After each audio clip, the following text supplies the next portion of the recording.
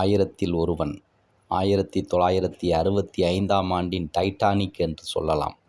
மிக பிரம்மாண்டமாக எடுக்கப்பட்ட படம். இந்த படம் எடுக்கப்பட்ட சூழ்நிலையில் நடந்த சில தகவல்களை வைத்தே இன்னொரு படம் எடுக்க முடியும். அந்த அளவுக்கு மிக முக்கிய தகவல்கள் அடங்கிய படம். கண்ணதாசனுக்கும் எம்ஜிஆருக்கும் இடையில் பிரச்சனை இருந்த காலம் அது.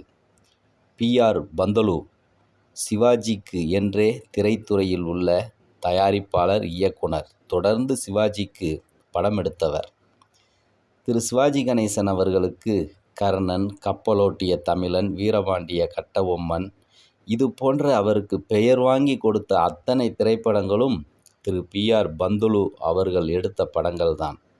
உதாரணம், கர்ணன் என்ற படத்தை சிவாஜி கணேசனுக்கு திரு பந்துலு எடுத்தார். அதே நேரத்தில் புரட்சித் தலைவர் எம்ஜிஆருக்கு வேட்டைக்காரன் என்ற படம் வந்தது.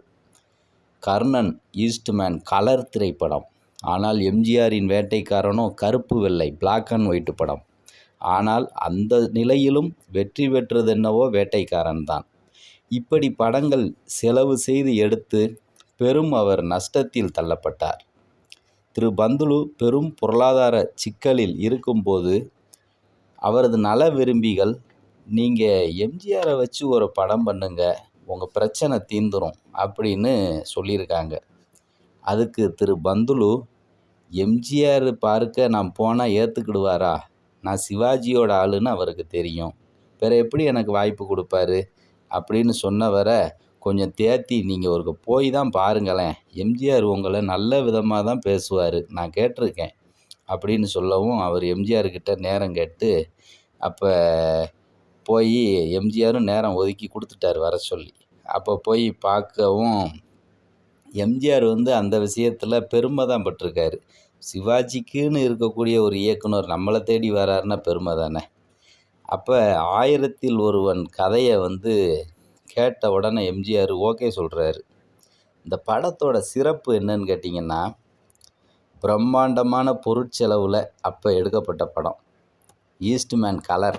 பந்துலு எடுத்தால் நல்ல செலவு பண்ணுவார், செம கலரு. படம் பார்த்திங்கன்னா இன்றைக்கும் கண்ணை பறிக்கும். இதில் ஜெயலலிதா, நம்பியார், நாகேஷ், மனோகர் இப்படி இருக்கிறாங்க. இந்த படத்தோட கதை கே.ஜே. மகாதேவன். எம்ஜிஆர் ஜெயலலிதாவோட இணைஞ்ச முதல் படங்க இது. இதுக்கப்புறம் அவங்க 2 பேரோட ஜோடி ரொம்ப ஒர்க் அவுட் ஆச்சு நல்லா. இந்த படத்தில் இசையமைச்ச எம்.எஸ். விஸ்வநாதன், ராமமூர்த்தி இவங்க 2 பேரும் இணைஞ்சு நிறைய வெற்றி படங்களை கொடுத்தாங்க.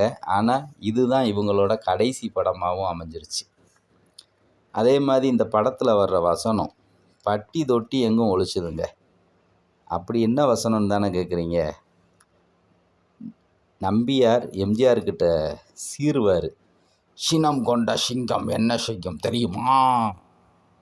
அதற்கு எம்ஜிஆர் சொல்லுவார், மதம் கொண்ட யானையிடம் தோற்று ஓடும் அப்படின்னு அசால்ட்டாக சொல்லுவார். அதே மாதிரி இன்னொரு முக்கியமான விஷயம், ஆரம்பத்திலே சொன்னோம், எம்ஜிஆரும் கண்ணதாசனும் பிரிஞ்சு இருந்த காலம்னு. அப்போ சூழ்நிலையில் இந்த படம் வந்துச்சு. அப்போ எம்ஜிஆருக்கு ரொம்ப பரிச்சயமானவர் கவிஞர் வாலி. அவரை வச்சு தான் எல்லா பாட்டும் எழுதிக்கிட்டு இருந்தாங்க. அப்போ இந்த படத்தில் ஒரு பாட்டு திரு வாலியால் வார்த்தைகளையே எழுத முடியலை, போட முடியலை. அப்போ திரு பந்துலுவும் முயற்சி பண்ணுறாரு, முடியலை. எம்ஜிஆருக்கும் என்னையா அப்படின்னு ஒரு சலிக்கிற அளவுக்கு போயிட்டார் எம்ஜிஆர். அப்போ பந்துலு நம்ம கண்ணதாசன்கிட்ட சொன்னோம்னா அந்த இதுக்கு எழுதிடுவாருங்க அப்படின்னு எம்ஜிஆர்கிட்ட தயங்கிக்கிட்டே சொல்கிறாரு. இப்போ எம்ஜிஆர் பந்துலுவை பார்த்து, சரி முயற்சி பண்ணுங்க அப்படின்னு சொல்கிறாரு. உடனே ஃபோன்லேயே பேசுகிறாரு அந்த படத்தோட இசையமைப்பாளர். இந்த மாதிரி சிச்சுவேஷனில் இருக்குது அப்படின்னு எம்.எஸ். விஸ்வநாதன் விஷயத்தை சொல்கிறாரு.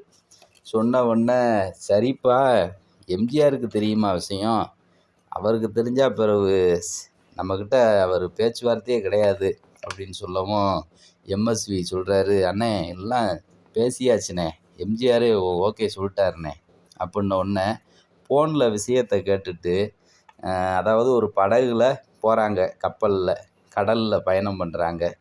அந்த இடத்துல ஒரு பாட்டு, காதலனுக்கும் காதலிக்கும் அப்படின்ன உடனே கடகடன்னு ஃபோனில் எழுதி சொல்லிட்டாராம்.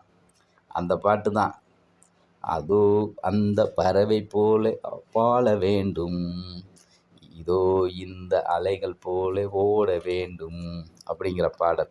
இந்த பாடல் அவ்வளவு அருமையாக இருக்கும். திரையில் நீங்கள் பார்க்குறப்ப இந்த போஸ்டரில் இருக்குது பாருங்கள், எம்ஜிஆரும் ஜெயலலிதாவும் ராஜா ராணி மாதிரி இருப்பாங்க. அவ்வளோ அருமையான பாட்டை கொடுத்தாரு. இது மாதிரி இந்த படத்தில் நிறைய விஷயங்கள் இருக்குது.